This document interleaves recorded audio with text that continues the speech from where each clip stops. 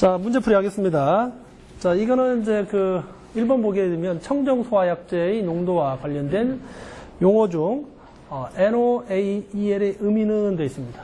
자, 먼저 이제 이 청정소화약제에 대해서 알아야 되는데, 과거에는 이제, 할로겐 화합물 소화약제가 있었습니다. 할로겐 화합물. 그러나 여기 할로겐 화합물이, 대기 중에 방출을 하게 되면 여러 가지 이제, 환경을 이제 오염시키죠. 첫 번째가 이제 이 할로겐 화합물이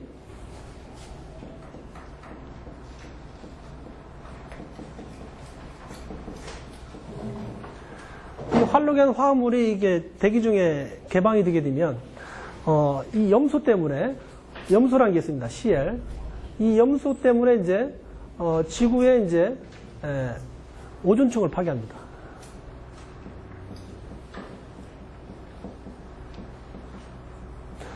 우리 이제 저 위에 한 40에서 50km 그 위에 성층권이 있는데 거기에 오존이 있는데 그 염소라는 게 이제 여러 가지 반응에 의해서 이제 오존을 이제 파괴합니다.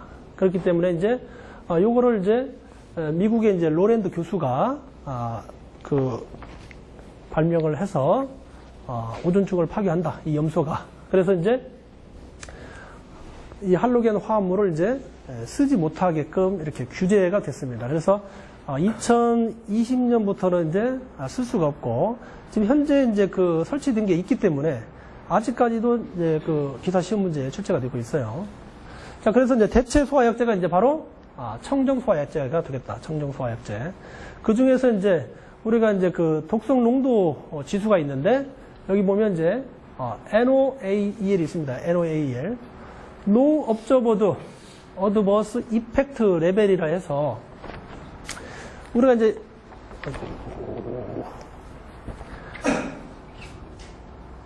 심장에 이제 영향을 주는 인자로 분석하는데 우리 심장 있죠, 심장. 자, NOAEL은 뭐냐면은 No Observed 관찰할 수 없다거든요. 관찰할 수 없다. 그래서 이건 농도를 밑에서부터 이렇게 농도를 증가시킵니다. 이렇게 농도를 증가시켜서 심장에 영향을 미칠 수 없는 최대 농도가 바로 NOAEL이죠. NOAEL. 그래서 여기 이제 답으로 보게 되면 이제 여기 답은 있죠. 인간의 심장에 영향을 주지 않는 최대 허용 농도로서 관찰이 불가능한 부작용 수준이 바로 NOAEL이 되겠습니다. NOAEL. 그래서 이거는 심장에 영향을 주지 않는 그러니까 농도를 이제 조금씩 증가시켰는데 심장에 이 선을 마주치게 되면 심장에 영향을 주는 거고 그 바로 밑에 최대 농도가 되는 거죠. 그래서 심장에 악영향을 주지 않는 최대 농도가 바로 뭡니까? NOAEL이 되겠다. 자, 오늘 이제 가를 보게 되면 주에 4시간 노출시켰을 때 모두 사망하는 최소 농도가 있는데 이것도 있어요. 전문 용어로 이거는 이제 LC100이라고 합니다. LC100. 리설 컨센트레이션 해가지고 치사 농도라 해서 LC100이라는 얘기는 이제 쥐에다가 4시간의 이제 독성을 노출시켰는데 쥐 모두 다 죽었어. 그럴 때는 이제 NC100. 우리가 좀 많이 쓰는 게 이제 LC50을 쓰지. LC50.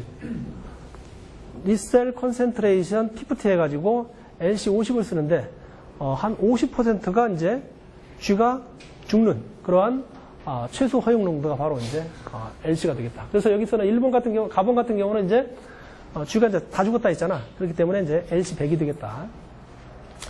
그 다음에 이제 여기 사망에 이르게 할 수 있는 최소 농도라는 게 있는데, 요거는 이제, LCLO가 되겠다. LCLO.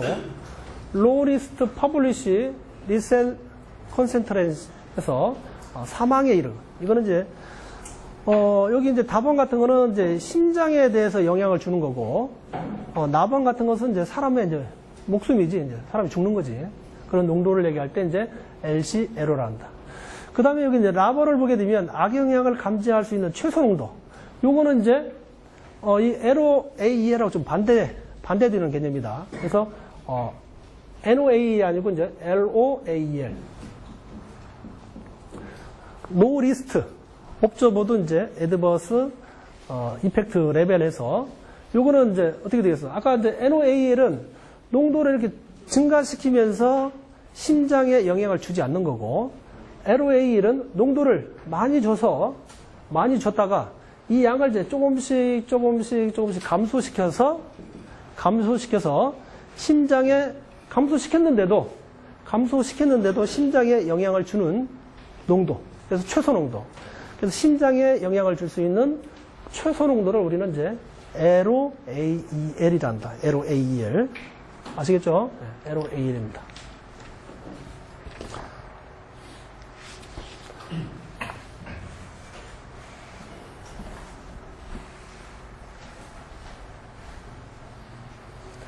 자, 이번에 보게 되면 이제 연결 송수관의 송수구, 체크 밸브, 자동 배수 밸브의 설치 순서로 맞는 것은 돼 있죠.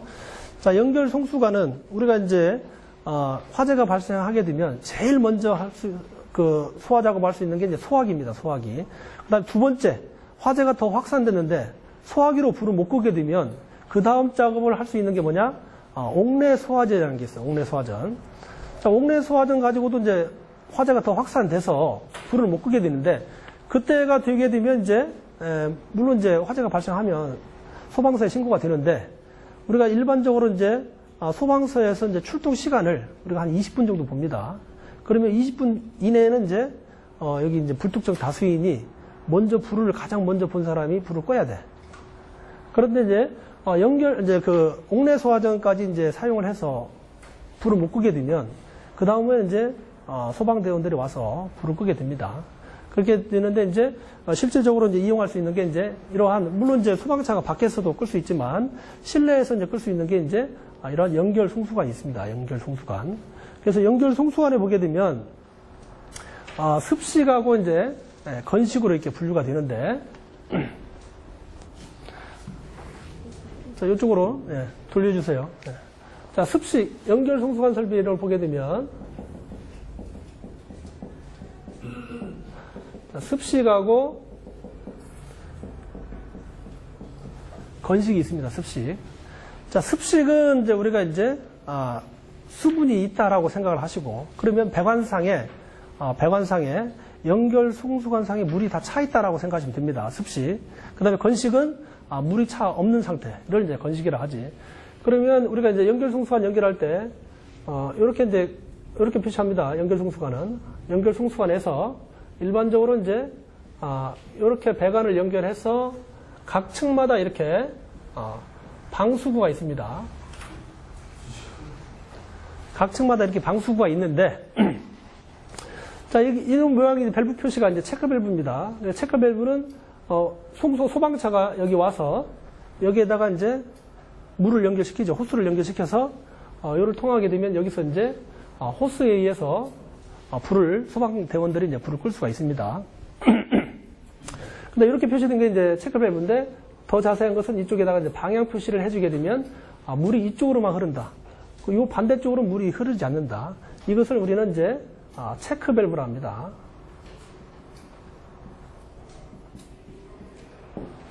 이렇게 도시기후가 이렇게 된 것은 이제 체크 밸브. 그래서 체크 밸브가 있는데, 자, 우리 습식 같은 경우는 어떻게 해?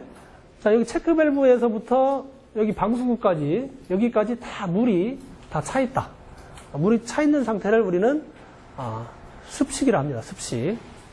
그 다음에 똑같이 표시할 때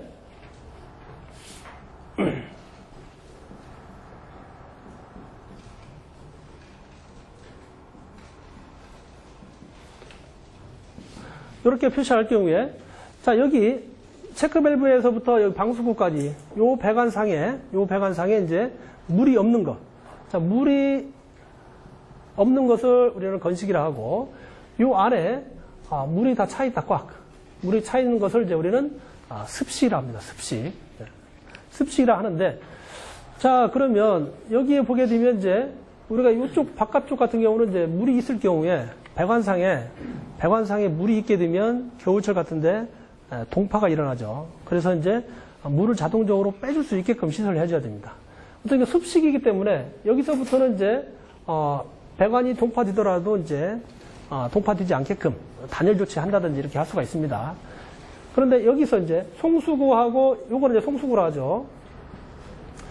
송수구하고 이제 이 체크 밸브 사이에 자동 배수 밸브를 설치합니다. 자동 배수 밸브.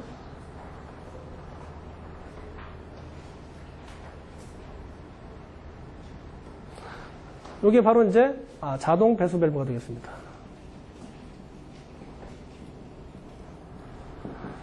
습식 같은 경우는 이렇게 송수구, 자동 배수 밸브, 체크 밸브 요 순서입니다. 그래서 송수구에서 예를 들면 소방차가 와서 물을 처음에 쏘게 되면 물이 여기서부터 차가지고 이쪽으로 이제 다 차겠죠. 물이 다 찹니다. 그런데 여기 습식이기 때문에 여기서부터 여기까지는 나중에 물이 차 있으면 안 돼. 겨울철에 이제 동파 같은 게 발생하기 때문에. 그래서 자동 배수 밸브에 의해서 물이 자동적으로 빠질 수 있게끔 해줘야 된다. 그래서 자동 배수 밸브가 설치가 돼야 된다. 그래서 습식 같은 경우는 이제 송수구, 자동 배수 밸브, 체크 밸브 이렇게 돼 있으면 이제 습식이 맞지. 자, 우리 이제 여기 2번에 보게 되면 습식인 경우 송수구, 자동 배수 밸브, 체크 밸브 이거 돼 있죠. 요게 이제 순서가 맞는 거지. 자, 그 다음에 건식 같은 경우는 요 배관상에 물이 다 차 있으면 안 되기 때문에 자동 배수 밸브가 2개 들어간다. 자, 송수구하고 체크 밸브 사이에 자동 배수 밸브가 하나 더 들어가고,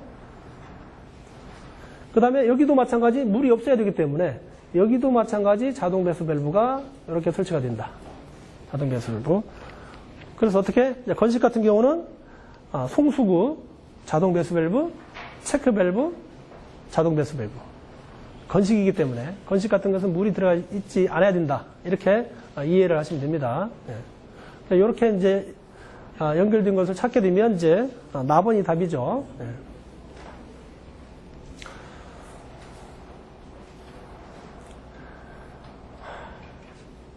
다음 3번. 다음 소화기에 대한, 야, 이거 뭐 안 맞네, 이거.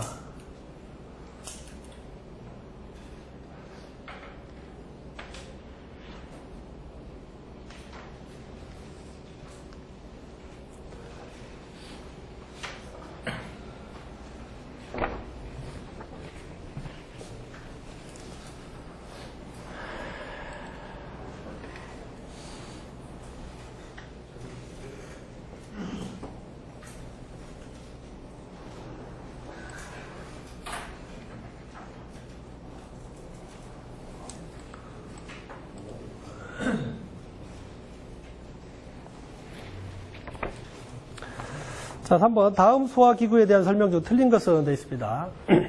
자, 먼저, 가번을 보게 되면, 소형 소화기는 보행거리 20m 이내에 두도록 설치한다. 자, 여기 보시면 용어가 있는데, 보행거리라는 게 있습니다. 보행거리. 여기 보행거리가 있죠. 자, 이 보행거리라는 것은, 우리가 이제 소방 쪽에 보게 되면, 이제 보행거리라는 용어가 있고, 또 그 다음에 수평거리라는 용어가 있습니다. 자, 이 보행거리. 자, 이 보행거리는 실제적으로 우리가 이제 걸어가서 이동한 거리를 이제 보행거리라 합니다. 예를 들면, 자, 이렇게 이제, 여기에, 이렇게 이제, 이러한 방이 있어요.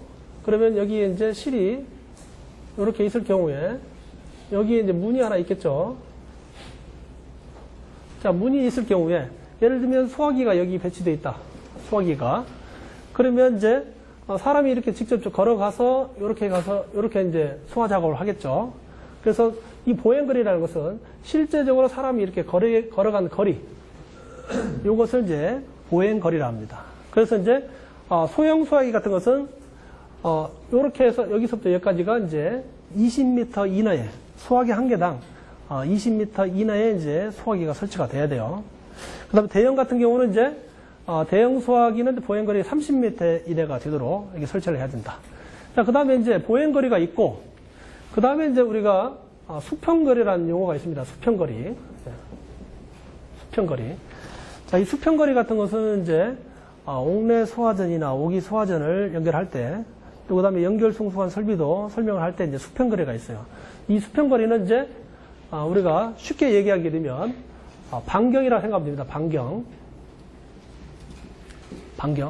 예를 들면 옥내 소화전이 여기에 설치된다. 옥내 소화전이. 예, 옥내 소화전이 설치가 되는데, 옥내 소화전은 이 옥내 소화전마다 25m 이내마다 한 개씩 설치하게 되어 있어요. 그래서 예를 들면 이제 반경이다.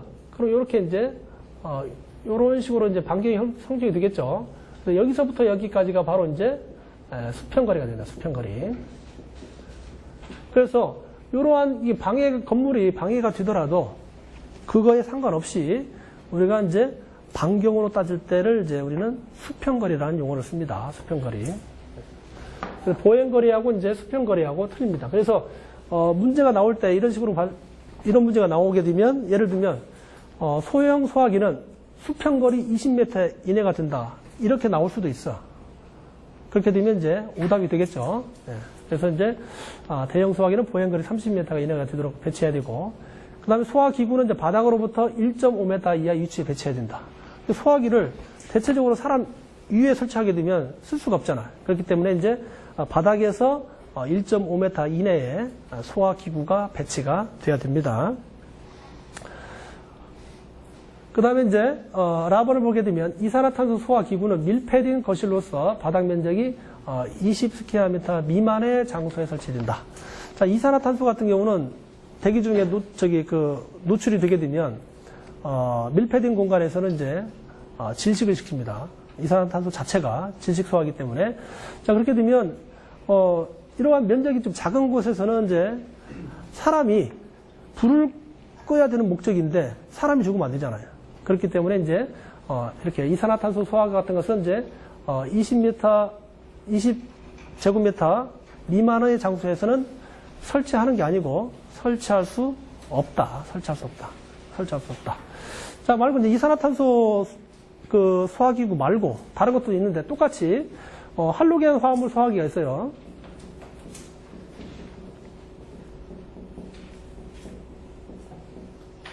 자, 할로겐 화합물 소화기 중에서 두 가지 1212라고 2401이 있어요. 2402. 자, 1212라고 2402가 있는데 요 두 개도 마찬가지 20스퀘어미터 미만의 장소에 사용할 수가 없다. 이것도 마찬가지. 요 두 개도 질식 소화를 합니다. 질식이 되기 때문에 마찬가지 요 두 가지도 사용할 수 없다. 그러나 이제 할로겐 화합물 소화 약제 중에서 1301이 있어요. 1301. 1301이 있는데 요것은 이제 사용할 수가 있겠습니다. 사용할 수 있겠다. 그래서 자, 20스퀘어미터 미만의 장소 설치할 수 없는 것, 이산화탄소 소화기하고 할로겐 화합물 소화기 중에서 1212라고 2402는 밀폐된 장소에 사용할 수 없습니다.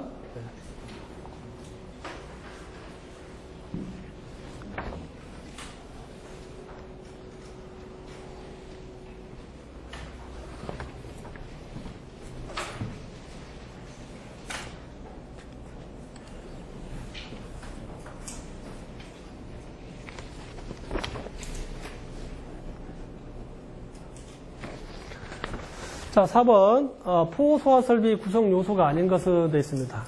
자, 포소화 설비는 뭡니까? 여러분들이 쉽게 이해를 하려면은 비누 거품 이런 거 퐁퐁 이런 거품이라 생각하시면 됩니다. 그렇게 해서 이제 물과 이러한 퐁퐁, 예를 들면 그런 퐁퐁들을 섞게 되면 이렇게 이제 공기 중에 이렇게 발포하게 되면 기포가 발생하죠. 그러한 것을 이용한 것이 이제 포소화 설비가 되겠습니다. 포소화 설비. 근데 포소화 설비 구성 요소가 여러 가지가 있는데 지금 여기 보시면 이제 먼저 이제 자동 개방 밸브가 있어. 자동 개방 밸브는 화재가 발생된 지역에 자동적으로 이제 개방이 돼서 그쪽으로 이제 소화할 수 있게끔 포소화 원액이 이제 흘러갈 수 있게끔 하는 밸브가 바로 자동 개방 밸브가 되겠다. 그다음에 클리닝 밸브가 있는데 이 클리닝 밸브는 분말 소화 설비에 사용되는 그러한 구성 요소가 되겠습니다. 분말 소화 설비. 자, 분말 같은 것은 이제 소화 약제 중에서 고체 소화 약제입니다. 고체. 이제 고체 소화 약제인데 우리가 화재가 발생을 해서 그 분말을 한번 방사하게 되면 이런 고체이기 때문에 밸브나 아니면 관이 꺾이는 곳이라든지 이런 곳에 분말이 이제 체류하겠죠. 그럼 분말이 체류하게 되면 고체라는 것은 이제 대기 중에 수분을 함유하게 되면 응고가 일어나요. 그 응고가 일어나게 되면 나중에 다시 사용을 할 경우에 이제 배관이나 밸브 등이 이제 막히겠죠. 막히게 되면 이제 실제적으로 다 화재가 발생해서 소화 기능을 해야 되는데 그렇지 못할 경우가 있습니다. 그러면 이제 분말 소화 설비를 이제 약재를 방전한 후에 이 클리닝 밸브를 개방을 해서 배관 중에 있는 그런 분말 가루 등을 이제 깨끗이 청소하는 그런 기능을 한다라고 이해를 하면 되겠습니다. 그래서 이제 이 클리닝 밸브는 이제 분말 소화 설비에 사용된다. 자, 혼합 장치가 있습니다. 포소화 설비에 혼합 장치가 이제 4가지가 있어요. 4가지. 4가지가 있는데 이 혼합 장치도 상당히 그 기사 문제에 많이 출제가 되고 있다. 그래서 이제 뭐 라인 프로포셔너, 그다음에 프레저 프로포셔너, 프레저 사이드 프로포셔너, 펌프 프로포셔너 이렇게 한 4가지가 있습니다. 혼합 장치. 이거는 다음에 또 깊이 설명드릴 때 설명드리도록 하고, 그 다음에 이제 고정포 방출구. 이거는 이제 이동식이 아닌 고정식 방출구. 실제적으로 이제 포소화액제가 이제 나오는 부분이 이제 고정포 방출구가 되겠다. 그래서 이제 여기 이제 포소화 설비의 구성 요소가 아닌 것은 이제 클리닝 밸브가 되겠지. 이거는 이제 분말 소화 설비에 해당되는 그러한 구성 요소가 되겠습니다.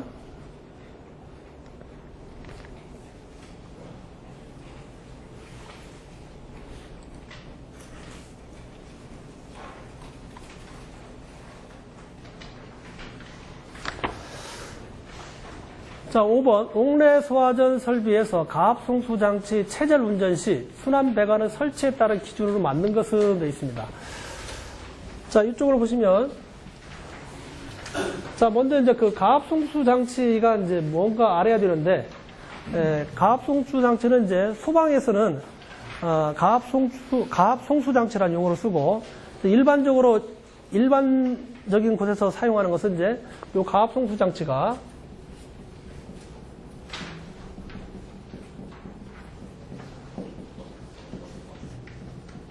펌프라고 생각하면 됩니다. 펌프. 물펌프. 자, 펌프 하는 역할이 뭡니까? 낮은 곳에 물을 높은 곳으로 올리는 역할을 하는 게 펌프죠. 네, 그래서 이제 우리가 일반 용어에서는 펌프라 얘기하고, 우리 소방에서는 이제 전문 용어로 이제 가압 송수 장치를 합니다. 가압 송수 장치. 그래서 이제 예를 들면 이렇게 이제 밑에 있는 물을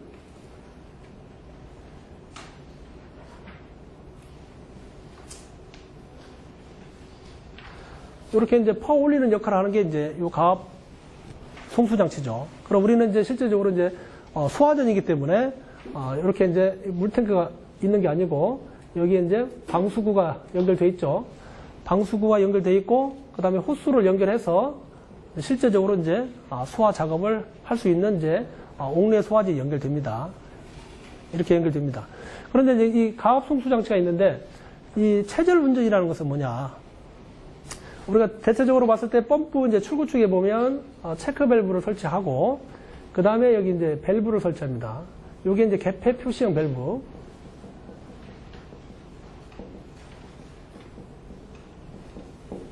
개폐 표시형 밸브를 설치합니다. 그래서 우리가 이제 체절 운전이라는 것은 뭐냐면 요 펌프를 가동을 시키게 되면 밑에 있는 물을 위로 올리죠. 밑에 있는 물을 위로 올리는데 요 밸브를 닫습니다. 요 밸브를 잠그게 되면 요쪽으로 이제 물이 못 나가죠. 나가는 것을 이제 막는 거죠. 그래서 요 낮은 그 펌프 출구 쪽에 이 밸브를 잠근 상태에서 운전을 하는 것을 이제 체절 운전이라 합니다. 그러면 여기 밸브를 닫은 상태에서 요 펌프가 이제 돌아가게 되면 어떤 현상이 일어나느냐? 펌프에 보게 되면 이제 물을 퍼올리는 임펠러가 있어요. 임펠러가 있는데 얘를 계속 가동시키게 되면 여기 막은 상태에서 계속 가동시키게 되면 물의 온도가 이제 마찰에 의해서 물의 온도가 계속 상승되죠. 상승되게 되면 여러 가지 이제 문제가 발생할 수 있습니다. 심지어는 이제 계속 가동시키게 되면 열이 계속 전도가 돼서 모터가 이제 소손되는 경우도 있죠. 그래서 이제 요 체절 운전 시에 모터가 소손되지 않게끔 배관을 하나 두는데 이런 배관은 이제 순환 배관이랍니다. 이렇게 이제 하나의 배관을 이렇게 따서 이런 쪽으로 다시 물 쪽으로 이렇게 빼는 배관. 요것을 우리는 순환 배관이라고 하죠. 순환 배관. 그래서 순환 배관은 이제 체절 운전 시에 이 밸브를 닫은 상태에서 펌프를 운전시킬 때에 수온을 상승을 이제 방지하는 역할을 할 수 있게끔 하는 것이 이제 순환 배관이죠. 그러면 여기에 이제 배관을 연결시키게 되면 이쪽으로 물이 이제 조금씩 빠져나가겠죠. 그래서 빠져나가게 되면 여기 있는 물이 온도 상승이 이제 안 돼서 여러 가지 이제 기능을 방지할 수 있게끔 하는 것이 이제 바로 순환 배관이 되겠습니다. 자, 그 다음에 여기 보시면 이제 지문을 보시면 순환 배관은 앵글 밸브에서 분기한다라고 되어 있죠. 자, 우리가 이제 앵글 밸브를 이제 도시 기호로 표시하게 되면 이렇게 표시합니다. 자, 이런 표시가 도시 기호가 이제 앵글 밸브예요. 앵글 밸브.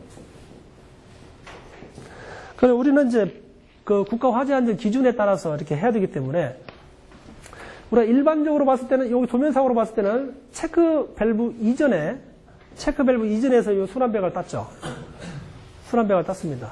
그러나 우리가 법상에서는 이제 화재 안전 기준에서는 이 개폐 밸브를 기준으로 해서 개폐 밸브 이전에서 이렇게 분기를 한다라고 되어 있습니다. 그래서 여기 나와 있는 이제 앵글 밸브가 아니고 개폐 밸브에서 분기를 해야 한다가 이제 맞는 답이죠. 1번은 이제 가번은 이제 틀렸죠. 그 다음에 4번 분기되는 배관은 15mm 이상이 돼야 된다.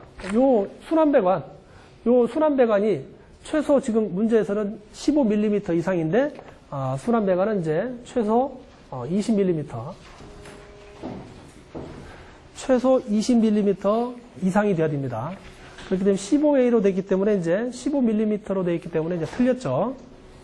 그 다음에 4번 체절 압력 미만에서 개방되는 릴리프 밸브를 설치해야 된다라고 되어 있습니다. 그래서 여기서는 이제 이렇게 배관을 설치하게 되면 물이 계속 빠져나가잖아요. 물이 빠져나가기 때문에 우리가 이제 여기에다가 이제 밸브를 하나 설치합니다. 이렇게 이 밸브를 우리는 릴리프 밸브를 합니다. 그러니까 릴리프 밸브가 설치를 하는데 이 릴리프 밸브는 체절 운전실 때 그 펌프에 이제 압력이 있습니다. 토출 압력, 전격 토출 압력이 있는데 전격 토출 압력 그 미만에서 전격 토출 압력보다 약간 낮은 상태에서 이 밸브를 개방을 해서 이렇게 물이 자동적으로 빠져나갈 수 있게끔 설치를 해야 되는데 그게 바로 이제 릴리프 밸브죠. 네. 여기는 이제 체절 압력 미만. 체절 압력이라는 것은 이제 밸브를 닫은 상태에서 펌프에서 나오는 그 압력이 바로 체절 압력이 되겠습니다. 그래서 체절 압력 미만에서 개방되는 릴리프 밸브를 설치해야 된다. 이제 답은 이제 답원이죠. 다음에라 릴리프 밸브 2차 측에는 릴리프 밸브 고장 시 수리를 위한 게이트 밸브를 설치하여야 된다라고 했는데, 자 우리가 이제 여기 이제 2차 측이라는 용어가 나왔죠. 2차 측. 자, 우리가 보면 뭐든지 다 1차 측과 2차 측이 있는데 그 기준이 그 장치의 기준입니다. 예를 들면 여기에서는 지금 릴리프 밸브라 했죠. 릴리프 밸브가 이제 우리 일체가 흐름 방향이 이쪽으로 있을 경우에 이렇게 흐를 경우에 요 밸브의 입구 측을 우리는 1차 측이라고 합니다. 1차 측. 그 다음에 이제 토출측.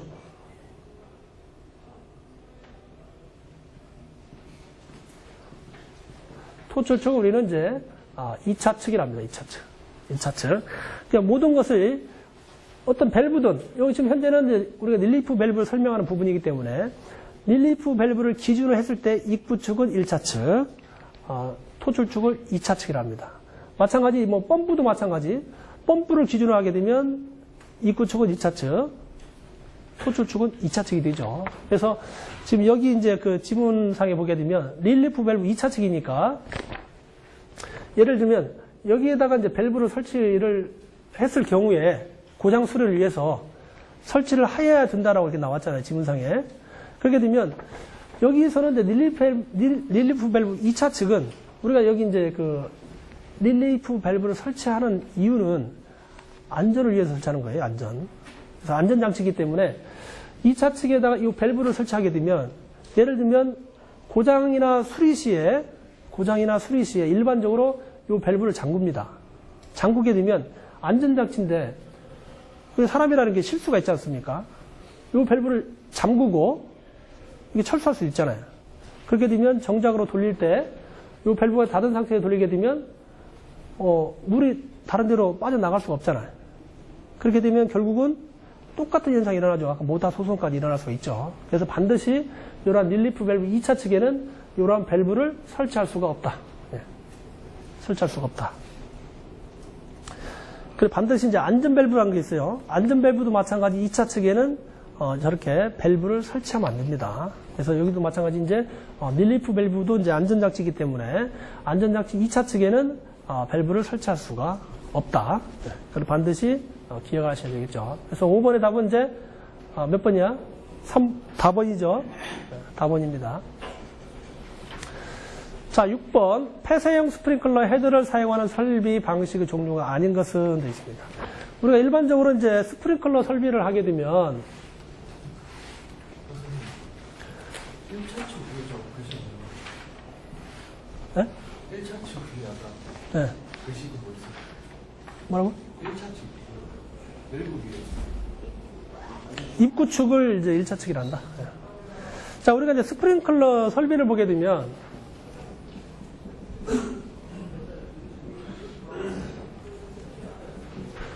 네 가지가 있습니다. 네 가지. 네. 첫 번째 이제 습식이 있고, 그 다음에 건식, 준비 작동식,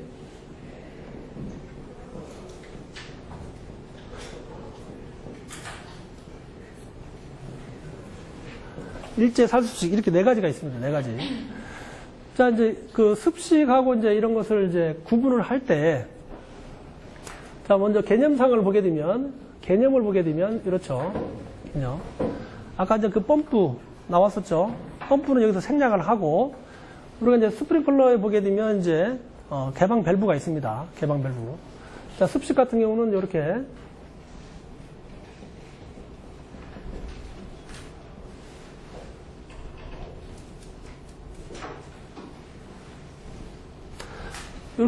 이렇게 사용되는데, 이게 바로 이제 알람 밸브입니다. 습식 같은 경우는 이게 이제 알람 밸브라는 용어를 씁니다. 알람 밸브. 그 알람 밸브 이제 입구 축은 1차 측이죠. 1차 측이고 2차 측 알람 밸브 출구 측이 이제 2차 측이에요. 2차 측인데 그럼 1차 측과 2차 측이 뭐로 이루어졌느냐에 따라서 이제 구분을 합니다. 그래서 습식 같은 경우는 1차 측과 2차 측에 전부 다 가압수가 들어가 있습니다. 물이 들어가 있어요. 가압수. 알람 밸브를 기준으로 해서 1차 측과 2차 측이 있는데 이 배관상에 전부 다 물이 차 있는 방법을 우리는 이제 습식 스프링클러 설비라고 합니다. 습식 스프링클러 설비. 그 다음에 이제 건식 같은 것은 어떻습니까? 건식은 이제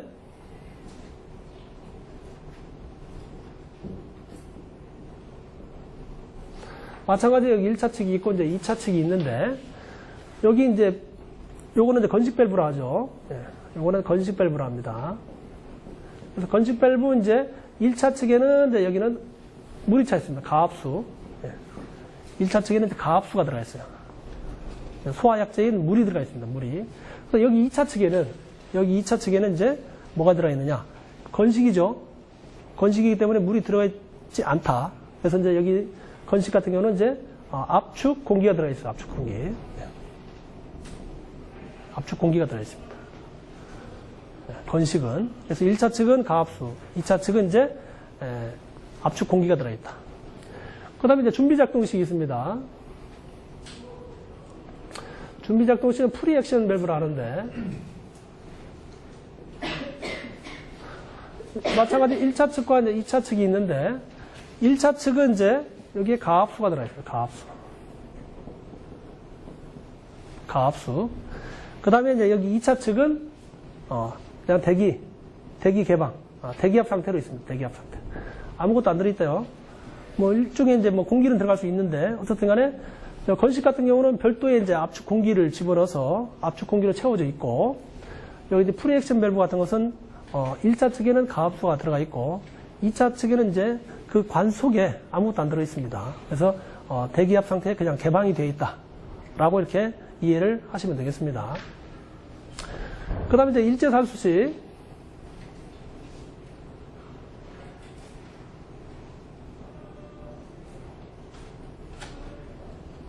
자, 1차 측과 이제 2차 측이 있는데, 요거는 이제 준비 작동식 밸브죠.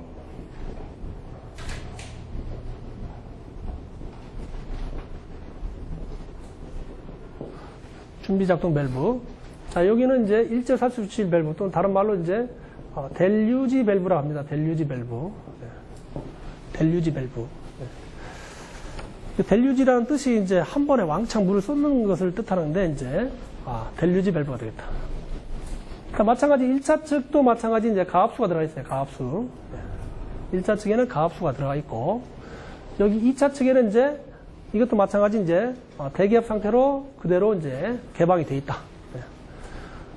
자, 보시면은 이제 습식 같은 경우는 이제 여기 이제 이게 바로 여기 끝에 있는 게 뭐냐? 요게 이제 스프링클러 헤드입니다. 요게 이제 스프링클러 헤드.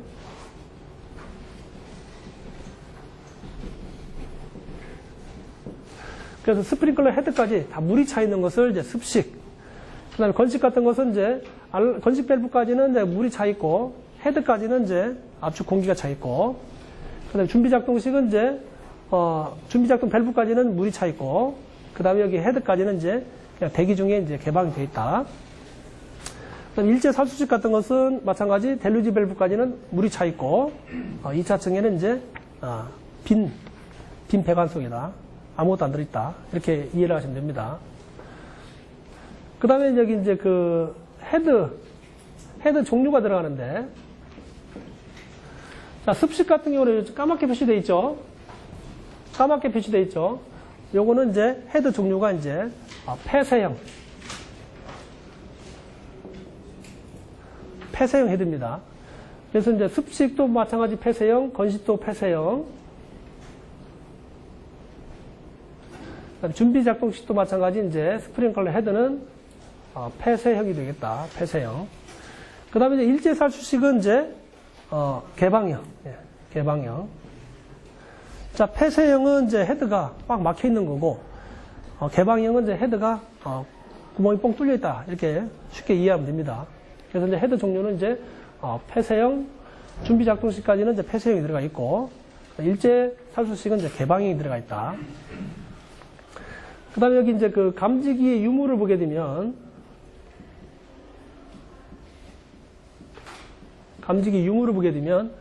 자, 여기 이제 그 습식 같은 것은 화재 감지를, 불이 나게 되면, 이렇게 불이 나게 되면, 화재 감지를, 누가 감지를 하느냐를 이제 구분을 하게 되면, 습식 같은 경우는 이제 화재가 발생을 하게 되면, 이 헤드가 감지를 합니다.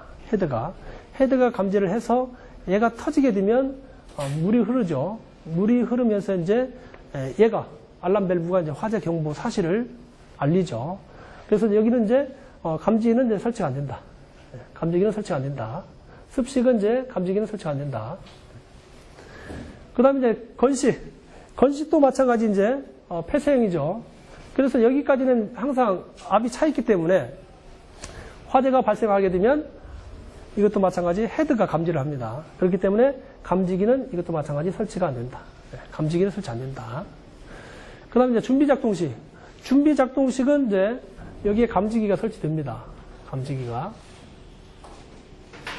감지기가 설치돼서 1차적으로 준비작동식 같은 것은 화재가 발생을 하게 되면 얘 감지기가 먼저 작동을 합니다. 얘 감지기가 작동을 해서 요 준비 작동 밸브를 개방을 시키면 얘가 물이 이렇게 흘러가죠. 그런 다음에 이제 물이 찹니다. 여기 물이 차고 있다가 화재가 더 계속 확대가 되게 되면 요 헤드가 이제 개방이 돼서 소화 작업을 하는 거죠. 그래서 요거는 이제 감지기가 설치가 됩니다. 그다음 일제살수식, 요건 이제 그 개방형 헤드이기 때문에 구멍이 뻥 뚫려 있죠. 그렇기 때문에 얘가 감지를 못 합니다. 그래서 일제살수식도 마찬가지 이제 이렇게 헤드에 감지기가 설치돼서 요 델루지 밸브를 개방시키면서 이제 화재를 진압할 수 있는 게 바로 일제살수식이죠.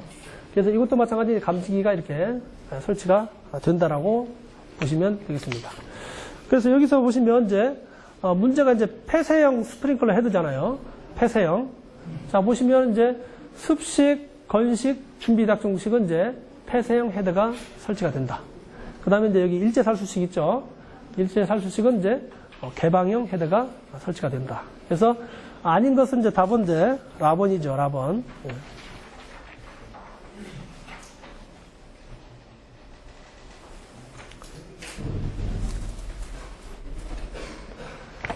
자, 7번. 포소화 설비의 기동장치에 대한 설명으로 틀린 것은 되어 있습니다. 자, 여기 이제 포소화 설비 여기 기동장치는 수동식 기동장치입니다. 수동식 기동장치에 대한 설명이 되겠습니다. 자, 수동식 기동장치의 조작부는 화재 시 쉽게 접근할 수 있는 곳에 설치를 해야 된다.